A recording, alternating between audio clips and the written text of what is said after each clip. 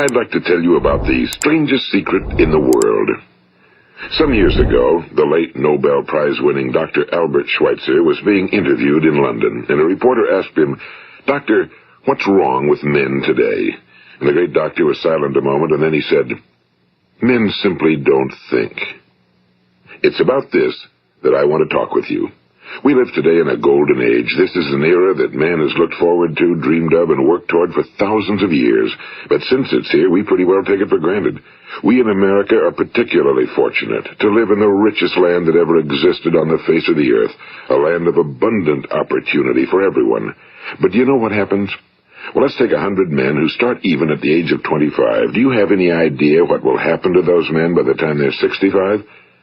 These 100 men who all start even at the age of 25 believe they're going to be successful. If you ask any one of these men if he wanted to be a success, he'd tell you he did. And you'd notice that he was eager toward life, that there was a certain sparkle to his eye, an erectness to his carriage, and life seemed like a pretty interesting adventure to him. But by the time they're 65, 1 will be rich. 4 will be financially independent. 5 will still be working. 54 will be broke. Now think a moment. Out of the 100, only 5 make the grade. Now why do so many fail? What has happened to the sparkle that was there when they were 25? What's become of the dreams, the hopes, the plans? And why is there such a large disparity between what these men intended to do and what they actually accomplished? When we say about 5% achieve success, we have to define success. And here's the best definition I've ever been able to find. Success is the progressive realization of a worthy ideal. If a man is working toward a predetermined goal and knows where he's going, that man is a success. If he's not doing that, he's a failure. Success is the progressive realization of a worthy ideal. Rollo May, the distinguished psychiatrist, wrote a wonderful book called Man's Search for Himself. And in this book he says, the opposite of courage in our society is not cowardice. It is conformity. And there you have the trouble today. It's conformity, people acting like everyone else without knowing why, without knowing where they're going. Now think of it. In America right now, there are over 18 million people 65 years of age and older. And most of them are broke. They're dependent on someone else for life's necessities. Now, we learn to read by the time we're 7. We learn to make a living by the time we're 25. Usually by that time, we're not only making a living, we're supporting a family. And yet by the time we're 65, we haven't learned how to become financially independent in the richest land that has ever been known. Why? We conform. And the trouble is that we're acting like the wrong percentage group, the 95 who don't succeed.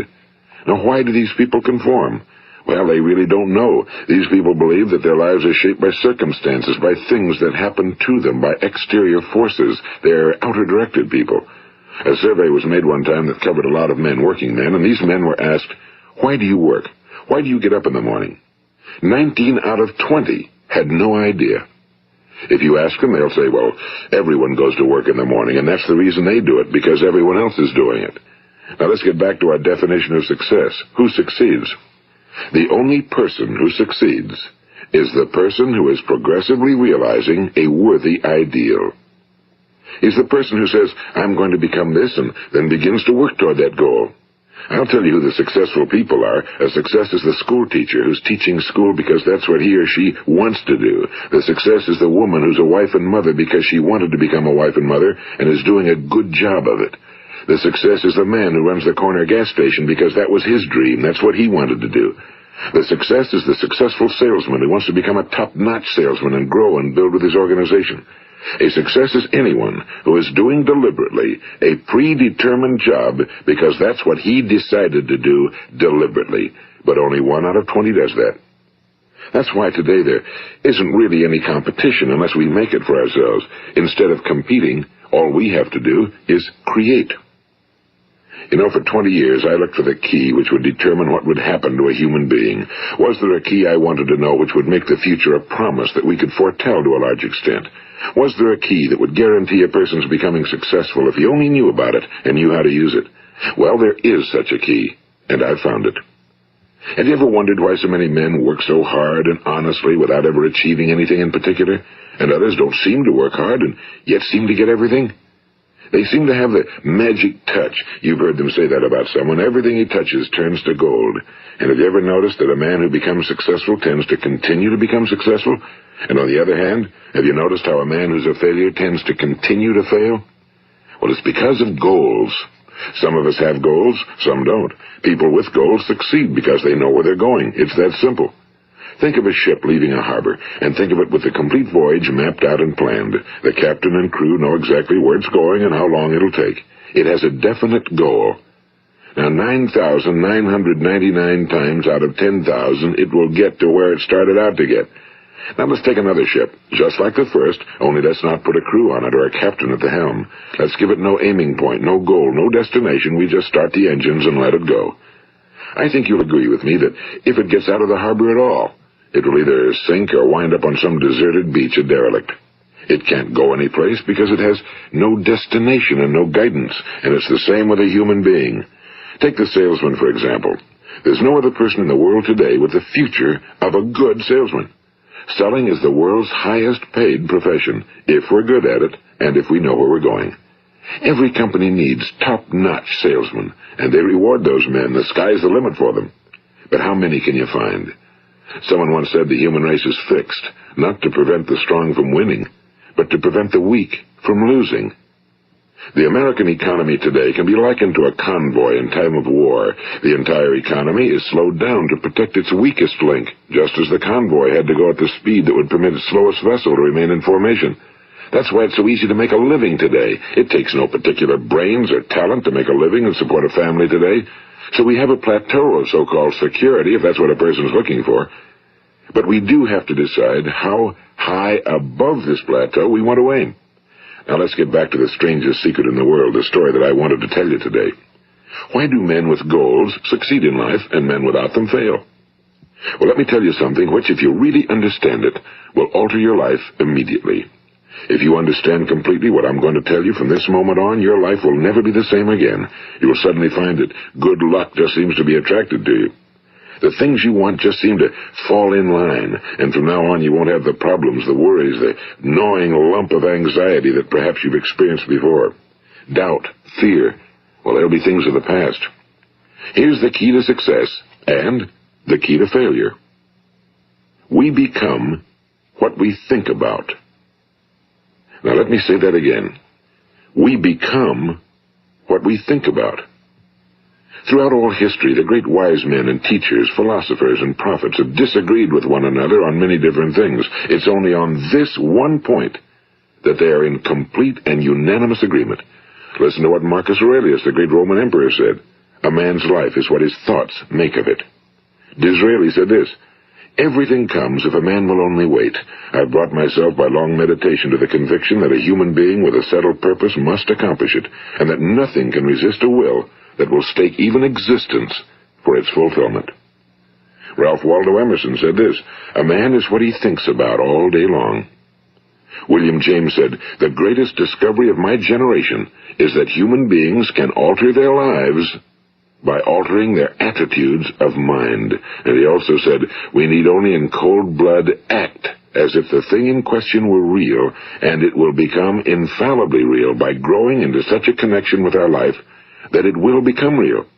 It will become so knit with habit and emotion that our interest in it will be those which characterize belief. And he also said, if you only care enough for a result, you will almost certainly attain it. If you wish to be rich, you will be rich. If you wish to be learned, you will be learned. If you wish to be good, you will be good. Only you must then really wish these things, and wish them exclusively, and not wish at the same time 100 other incompatible things just as strongly. In the Bible you read in Mark 9:23, if thou canst believe, all things are possible to him that believeth. My old friend Dr. Norman Vincent Peale put it this way, this is one of the greatest laws in the universe. Fervently do I wish I had discovered it as a very young man. It dawned upon me much later in life, and I found it to be one of the greatest, if not my greatest discovery outside of my relationship to God. The great law, briefly and simply stated, is that if you think in negative terms, you will get negative results. If you think in positive terms, you will achieve positive results. That is the simple fact, he went on to say, which is at the basis of an astonishing law of prosperity and success. In 3 words, believe and succeed. William Shakespeare put it this way: our doubts are traitors and make us lose the good we oft might win by fearing to attempt. George Bernard Shaw said, people are always blaming their circumstances for what they are. I don't believe in circumstances. The people who get on in this world are the people who get up and look for the circumstances they want, and if they can't find them, make them. Well, it's pretty apparent, isn't it? And every person who discovered this for a while believed that he was the first one to work it out. We become what we think about.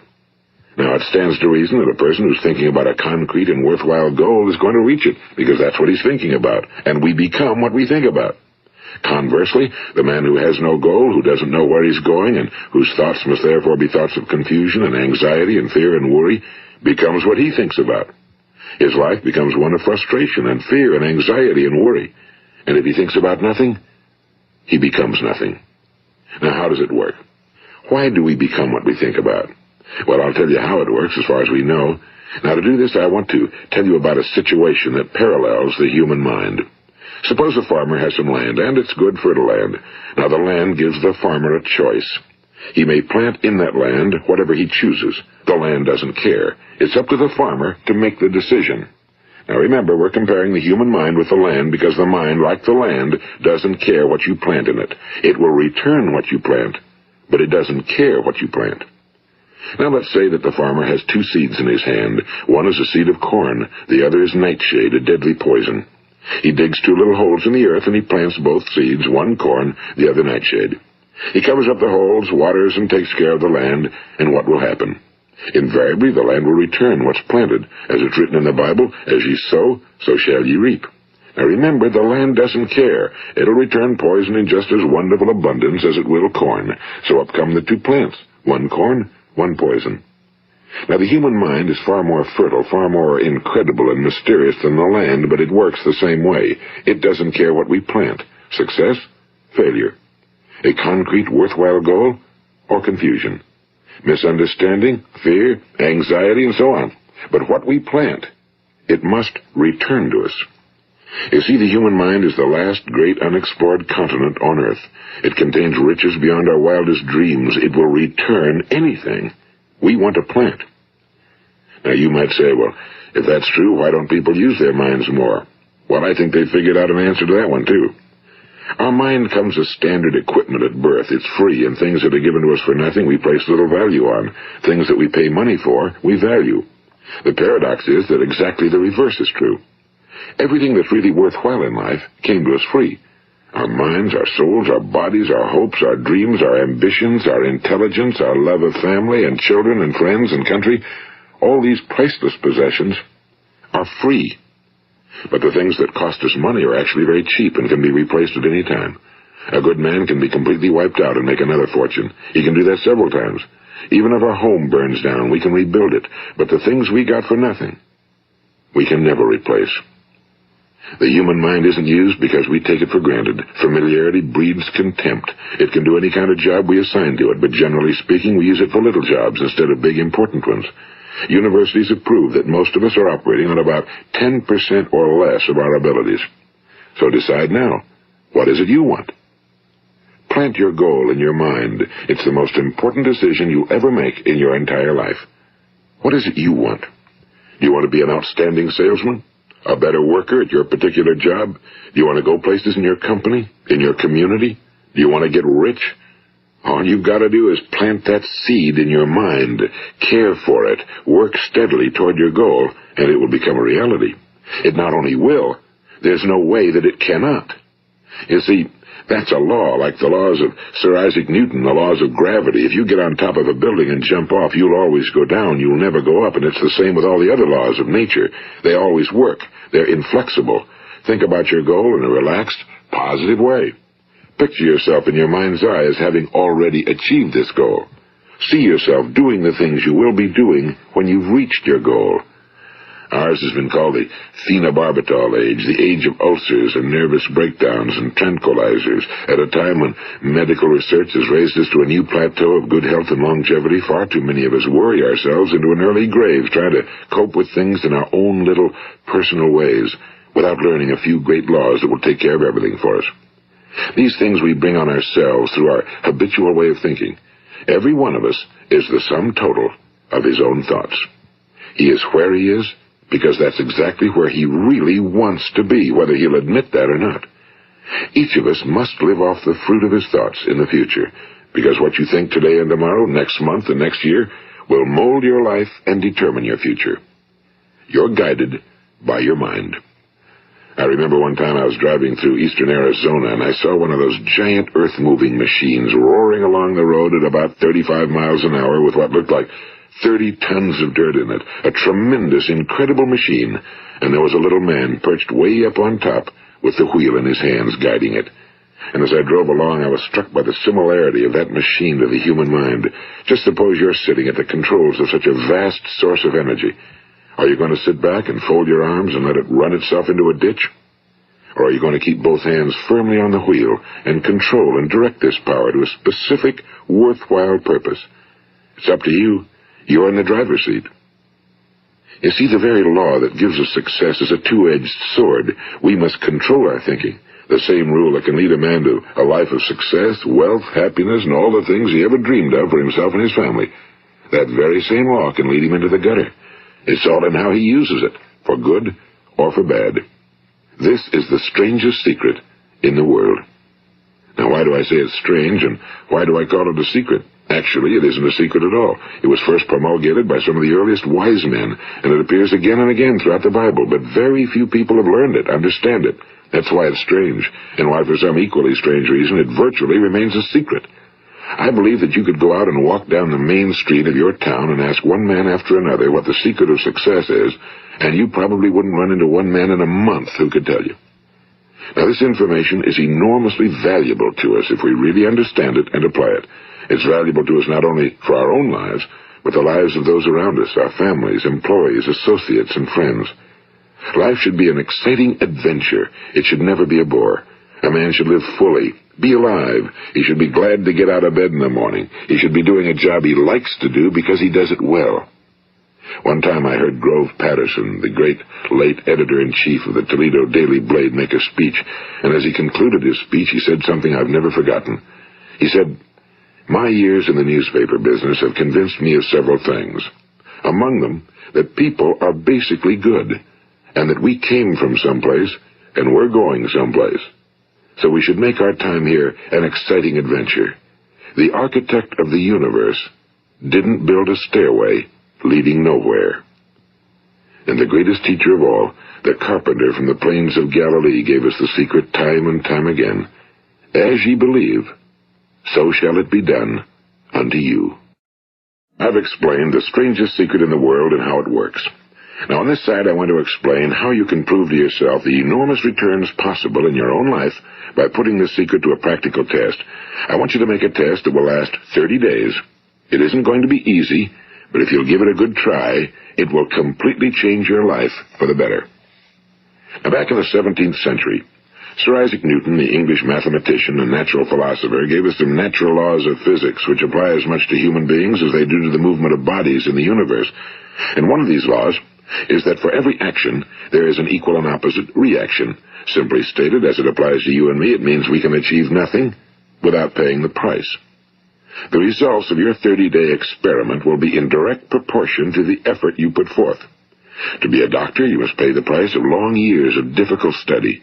To be successful in selling, and remember that each of us succeeds to the extent of his ability to sell. Selling our families on our ideas, selling education in schools, selling our children on the advantages of living the good and honest life, selling our associates and employees on the importance of being exceptional people. To, of course, the profession of selling itself. But to be successful in selling our way to the good life, we must be willing to pay the price. Now, what is that price? Well, it's many things. First, it's understanding emotionally, as well as intellectually, that we literally become what we think about, that we must control our thoughts if we're to control our lives. It's understanding fully that as ye sow, so shall ye reap. Second, it's cutting away all fetters from the mind and permitting it to soar as it was divinely designed to do. It's the realization that your limitations are self-imposed and that the opportunities for you today are enormous beyond belief. It's rising above narrow-minded pettiness and prejudice. And third, it's using all your courage to force yourself to think positively on your own problem, to set a definite and clearly defined goal for yourself, to let your marvelous mind think about your goal from all possible angles, to let your imagination speculate freely upon many different possible solutions, to refuse to believe that there are any circumstances sufficiently strong to defeat you in the accomplishment of your purpose, to act promptly and decisively when your course is clear, and to keep constantly aware of the fact that you are, at this moment, standing in the middle of your own acres of diamonds, as Russell Conwell used to point out. And fourth, save at least 10% of every dollar you earn. It's also remembering that no matter what your present job, it has enormous possibilities, if you're willing to pay the price. Now let's just go over the important points in the price each of us must pay to achieve the wonderful life that can be ours. It is, of course, worth any price. 1. You will become what you think about. 2. Remember the word imagination and let your mind begin to soar. 3. Courage. Concentrate on your goal every day. 4. Save 10% of what you earn. And 5. Action. Ideas are worthless unless we act on them. Now, I'll try to outline the 30-day test I want you to make. Keep in mind that you have nothing to lose by making this test and everything you could possibly want to gain. There are 2 things that may be said of everyone. Each of us wants something, and each of us is afraid of something. I want you to write on a card what it is you want more than anything else. It may be more money. Perhaps you'd like to double your income or make a specific amount of money. It may be a beautiful home. It may be success at your job. It may be a particular position in life. It could be a more harmonious family. Each of us wants something. Now write down on your card specifically what it is you want. Make sure it's a single goal and clearly defined. You needn't show it to anyone, but carry it with you so that you can look at it several times a day. Think about it in a cheerful, relaxed, positive way each morning when you get up, and immediately you have something to work for, something to get out of bed for, something to live for. Look at it every chance you get during the day and just before going to bed at night. And as you look at it, remember that you must become what you think about, and since you're thinking about your goal, you realize that soon it will be yours. In fact, it's yours really the moment you write it down and begin to think about it. Look at the abundance all around you as you go about your daily business. You have as much right to this abundance as any other living creature. It's yours for the asking. Now we come to the difficult part. Difficult because it means the formation of what is probably a brand new habit, and new habits are not easily formed. Once formed, however, it will follow you for the rest of your life. Stop thinking about what it is you fear. Each time a fearful or negative thought comes into your consciousness, replace it with a mental picture of your positive and worthwhile goal.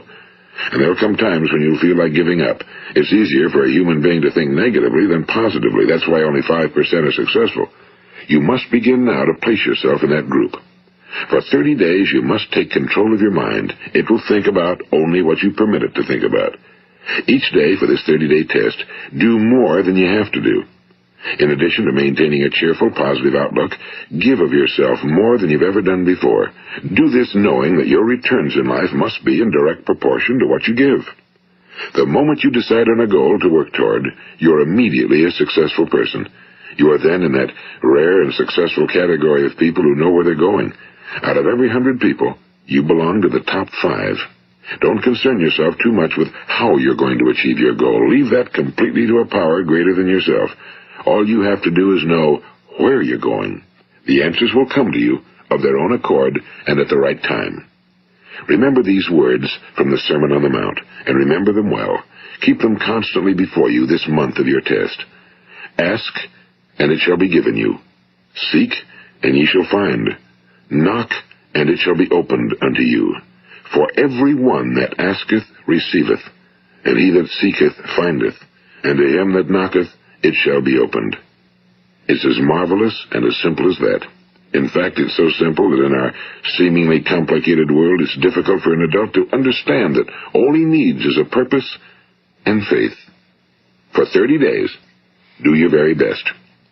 If you're a salesman, go at it as you've never done before, not in a hectic fashion, but with the calm, cheerful assurance that time well spent will give you the abundance in return you deserve and want.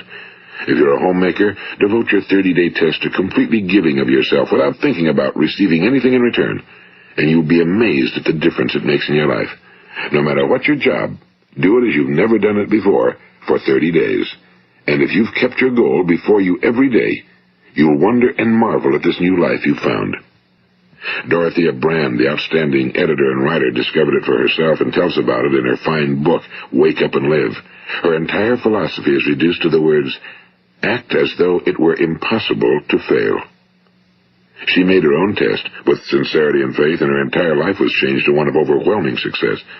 Now, you make your test for 30 full days. Don't start your test until you've made up your mind to stick with it. You see, by being persistent, you're demonstrating faith.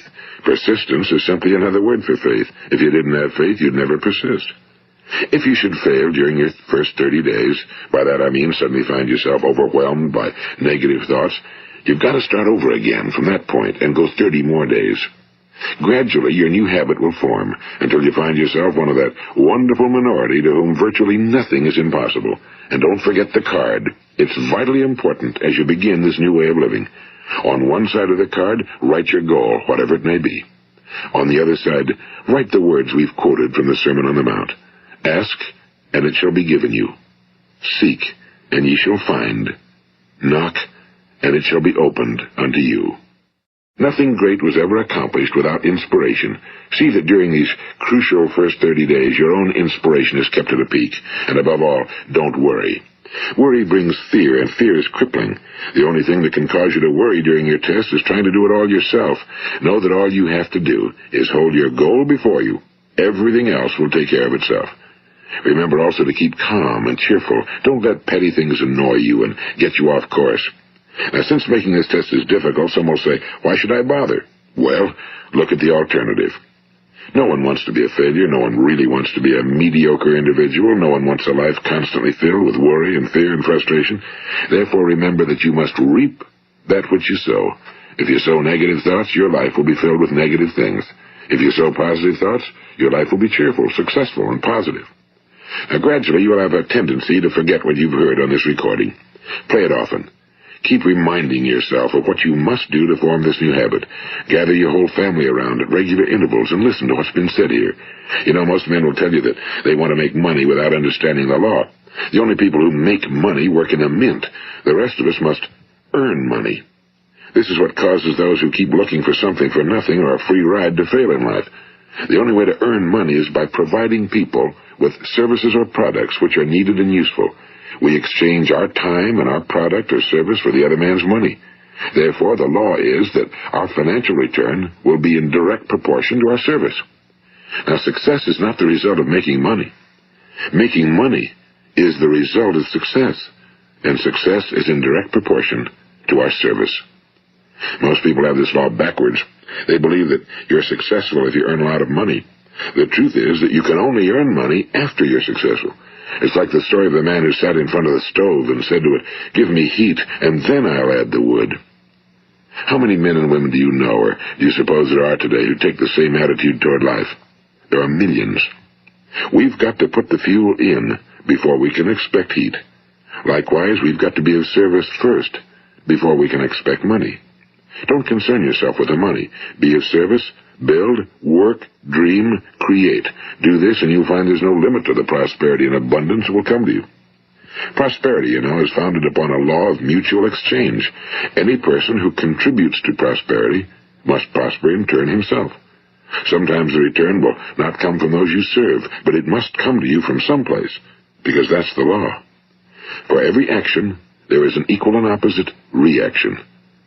As you go daily through your 30-day test period, remember that your success will always be measured by the quality and quantity of service you render, and money is a yardstick for measuring this service. No man can get rich himself unless he enriches others. Now, there are no exceptions to a law. You can drive down any street in America and from your car estimate the service that's being rendered by the people living on that street. Had you ever thought of this yardstick before? It's interesting. Some, like ministers and priests and other devoted people, measure their returns in the realm of the spiritual, but again, their returns are equal to their service. Once this law is fully understood, any thinking person can tell his own fortune. If he wants more, he must be of more service to those from whom he receives his return. If he wants less, he has only to reduce his service. This is the price you must pay for what you want. If you believe you can enrich yourself by deluding others, you can end only by deluding yourself. It may take some time, but just as surely as you breathe, you'll get back what you put out. Don't ever make the mistake of thinking you can avert this. It's impossible. The prisons and the streets where the lonely walk are filled with people who tried to make new laws just for themselves. We may avoid the laws of man for a while, but there are greater laws that cannot be broken. An outstanding medical doctor recently pointed out 6 steps that will help you realize success. 1. Set yourself a definite goal. 2. Quit running yourself down. 3. Stop thinking of all the reasons why you cannot be successful and instead think of all the reasons why you can. 4. Trace your attitudes back through your childhood and try to discover where you first got the idea you couldn't be successful, if that's the way you've been thinking. 5. Change the image you have of yourself by writing out a description of the person you would like to be. And 6. Act the part of the successful person you have decided to become. The doctor who wrote those words is a noted West Coast psychiatrist, Dr. David Harold Fink. Do what the experts since the dawn of recorded history have told you you must do. Pay the price by becoming the person you want to become. It's not nearly as difficult as living unsuccessfully. Make your 30-day test, then repeat it again, and each time it will become more a part of you until you'll wonder how you could ever have lived any other way. Live this new way and the floodgates of abundance will open and pour over you more riches than you may have dreamed existed. Money? Yes, lots of it. But what's more important, you'll have peace. You'll be in that wonderful minority who lead calm, cheerful, successful lives. Start today. You have nothing to lose, but you have a whole life to win. This is Earl Nightingale, and thank you.